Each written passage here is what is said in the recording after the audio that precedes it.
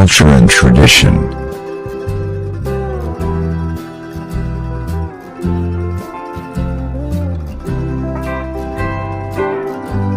Social life,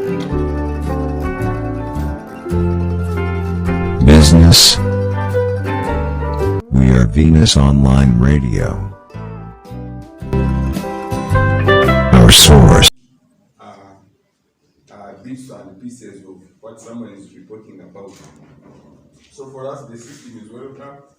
It's a good addition, and I think it's one of the things we'll be looking forward to using in the coming years. We first of all would like to appreciate PPDA for the MOU. That MOU is so empowering, because for us it is a stepping stone. Because many times people ask us, now you are here, so what is the connection? We say, no, we signed an MOU with PPDA that allows us to collaborate on these issues of contract monitoring. I think that MOU has been very, very instrumental in allowing us to penetrate further into the system of government. But also thank GIZ for this opportunity, because while GIZ provides support to PPDA, they also provide support to us, the NGOs, to be able to take forward this conversation into the community. What have we been able to do when we left?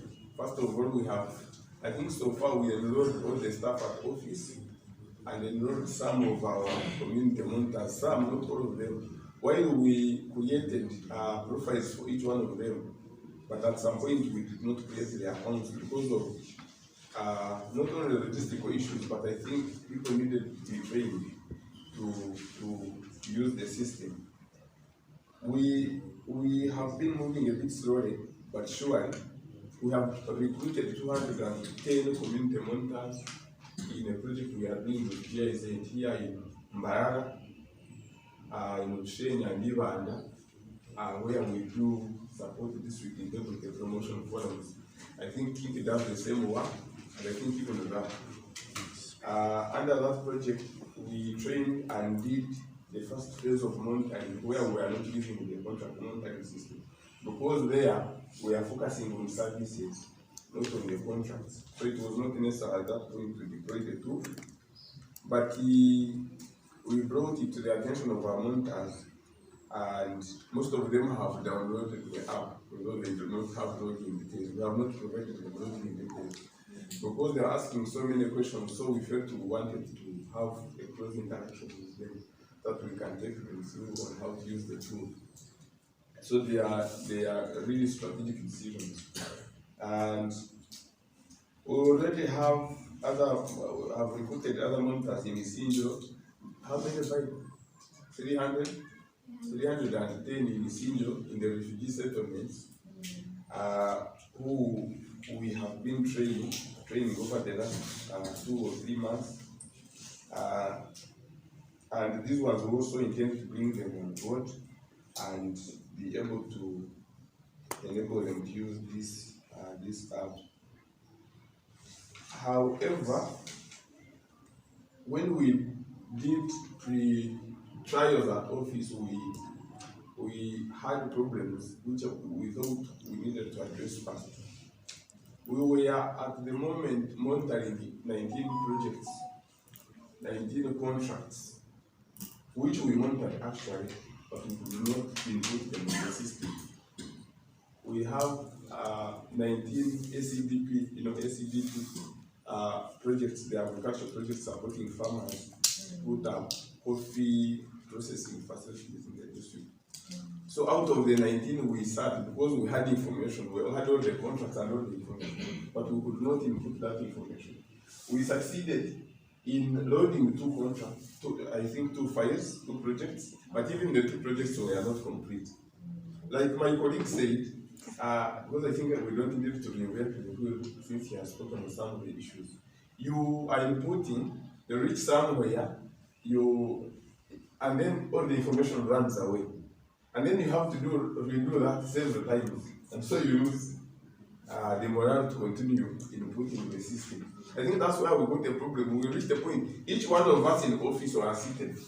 We said, now let's do one project. And then by the time you click, submit, every information has gone away. What he was talking about, the automatic saving, I think that would help because someone has really put all that information, the way you process it and then you analyze it and then you put it into the system and then you are reading the pages and the pages of the contract and then it goes away and then you have to restart again. You know what that means? Yeah, at least you know the system. So that is why we got the problem and we said, okay, I think somehow I brought that issue on the group. I didn't get so much response, but Jordan, I think, had said we were right about it. I said probably this required a face-to-face interaction. I think that needs to be solved. And because then after that we said if we cannot use it effectively, what is going to happen to the monitors who are complaining about the quality of their phones and the lack of data? That is why yesterday I was also proposing that we need to have them work offline so that I'm able to input all my data, save it, and then be able to upload when I have finished working. Because many people load, most of the monitors, they load MBs. And you are not giving them money for that. They load MBs, MBs. Some of us in office are used to loading gigabytes of data. People load 500, 200 MBs. Some of them put VPN to be able to access WhatsApp. People in the villages do not have money. And more so, people who are willing to monitor in the communities are not these way of people who are doing their businesses in towns. They are local people who are committed to making sure there is accountability and better service delivery. And so for me, I think we need to fix some of these issues. But also, I think one of the other challenges is that to effectively deliver this, you need resources. You might agree with me or not, you need resources. And one, our partner who is funding this activity, actually the project, CASP closes this month. And that is for us not good news. Yes, at the end of September, CASP will be ending. And the Kakuru would testify sometime in July, CASP wrote us, even who still had money, them said they had run out of money and they could not provide more money for most of these processes. So that kind of hampered our plans. So where we had planned to go and train monitors, we stopped. Where you had planned to go and have these mentorship sessions, you stopped. And so where we do work based on what donors can give, those are the challenges we can have. But we are arranging other arrangements to make sure we take this forward. Because it's not the only funding we get. It's only rearranging what we do now. The one of the requirements to add someone on the CMS is an email. Most people don't have email addresses. I think that requirement should be worked on, and it's a required area that should be filled. I think we need to address it. Many people, you are adding on something. I think it was a great addition, and they are headed not only for the CMS but even in monitoring. People take pictures now, some quality pictures and even send them back home. And I think that was very important. My recommendation is that I think in the next step is that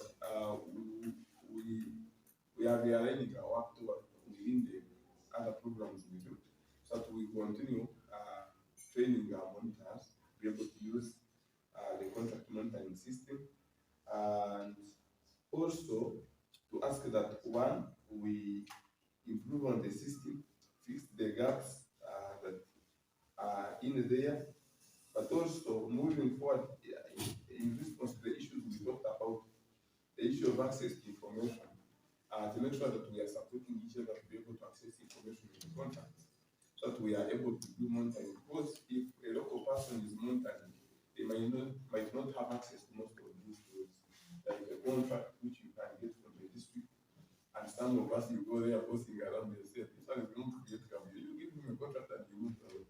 So the local person might not get this. I think we need to deal with that.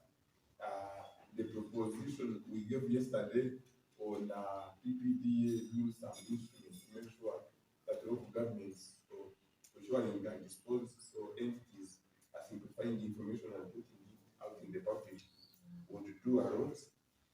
I think for me, these are the recommendations I would want to make. But generally, I think the tool is good. It's extremely good.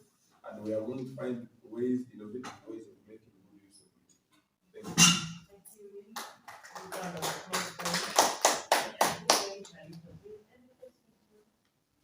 Vaida, did you want to add something? Vaida is a staff at Workshop, and she has knowledge in some of these things. So she was challenging us about some of these things. You want to add something? No, you covered everything. I thank you.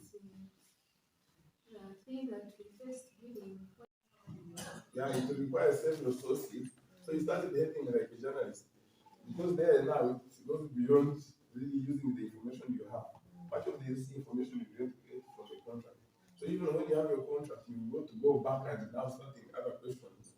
I think some of these questions you might need to drop because it creates a lot of work for the monster to start looking for bits and pieces of information that you might not find. Like when it was planned to be done, when it was done, when it was actually done, when it was supposed to be completed, when it was actually completed. As someone is saying, but you man, you're asking me too much. You read the paper I have given you. So some of these questions, well, you can jump it if it's not a requirement, but if you can get information, you can do it. But it's difficult to get much of this information. And I would still want to upload the 19 reports. When they are reports of reporting that I would want PPDA to. You said they uploaded two? Yes, but I think they're also incomplete. Because when we actually for me when I went back because I was log in as a monitor, as an approver and as a what. So when I went back as an approver, for example, to check, I could not see the reports on